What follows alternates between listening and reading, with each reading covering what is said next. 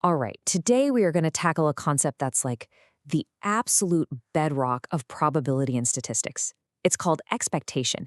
And it's one of those ideas that seems pretty simple on the surface, but trust me, it holds some really surprising and powerful secrets. So let's just dive right in. Okay, to get us started, I've got a really simple question for you. You take a regular six-sided die. What's the expected result of a single roll? Just think about it for a sec. So if you guessed, I don't know, 1, 2, 3, 4, 5, or 6, well, you'd be in good company, but you'd also be wrong. The answer, the expected value, is actually a number you can't even roll. The answer is 3.5. Yeah, 3.5. Weird, right? I mean, how can the expected result be something that can literally never happen? Well, this little paradox, it's the perfect way to start understanding what expectation really is. Okay, so how on earth do we land on 3.5? Well, it all comes down to this. Expectation isn't about predicting what's going to happen on the next roll. It's about figuring out the average over the long, long run. So the more formal definition is that expectation is the probability-weighted average of all the possible values. Let's break that down. Imagine you roll that die, I don't know, 1,000 times. 1,000,000 times. If you took the average of all those rolls, it would get super, super close to 3.5. I love this other way of thinking about it. It's like the center of mass, the perfect balance point for all the possible outcomes when you factor in how likely each one is. Now, that intuition is great and all, but how do we calculate it precisely without having to roll a die 1,000,000 times? Well, for that, we're going to need the official recipe. Okay, now this formula, it might look a little intense at first, but I promise, the idea behind it is super simple. That capital X you see, that's just what we call a random variable. Think of it as a placeholder for anything with an uncertain outcome, like our die roll. So E of X just means the expectation of X. And the recipe is simple. You take each possible value, that's the little x, you multiply it by the probability of it happening, and then you just add all those pieces up. That's it. Let's actually see this in action with a totally different example. So here, our random variable can be -2, 0, 1, or 3, and each one has its own probability. So all we do is follow the recipe, right? We look at that last column, we multiply the value by its probability. So -2 times 0.1, that gets us -0.2. We do that for every single row. And then we just add up that final column. And bam, the expectation is 0.7.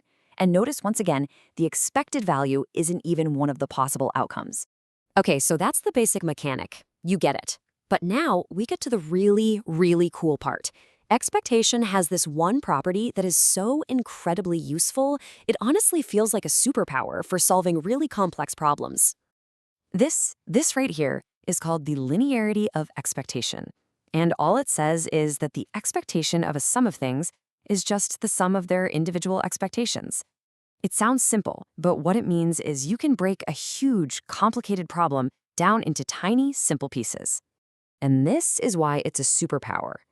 Trying to figure out the expectation of a whole complex system at once, it's like trying to untangle this giant, messy knot of wires. But with linearity, you just snip them into individual pieces, find the expectation for each one, and add them up. And here's the most mind-blowing part. It works all the time, even if the variables are dependent on each other. It's because expectation works on averages, and in the long run, it all just adds up, no matter how intertwined the individual events are. This is a total game changer. Okay, a big claim like that, it needs a good demonstration, right? So let's put this superpower to the test with a problem we already kind of know. Let's go back to our dice, but this time we're rolling 2 of them. So what's the expected value of their sum? Suddenly, this seems a lot harder than our first question, doesn't it? So if we didn't have our superpower, this is what we'd have to do. We'd have to list out all 36 possible combinations, a 1 and a 1, a 1 and a 2, all the way up to 6 and 6. Then we'd have to find the sum for each pair, figure out the probability of getting each sum, and then, do this massive weighted average calculation. It's so tedious, and there are just so many places to mess up. But we can be so much more elegant than that. What we want is the expectation of the sum of die 1 plus die 2. And thanks to linearity, we can just break that problem right into it becomes the expectation of die 1 plus the expectation of die 2. And hey, we already know those values. We figured this out at the very beginning of our little explainer. The expectation of any single fair die is 3.5. So the answer is just 3.5 plus 3.5, which is 7. That's it. No complicated tables, no listing out 36 combinations, just a clean, simple, and incredibly powerful solution. That right there is the magic of linearity. So, okay, expectation is clearly an amazing tool for finding that long-run average. But its real importance in the world of data and science and statistics, it goes so much deeper. You see, expectation is the fundamental building block for pretty much every other major concept.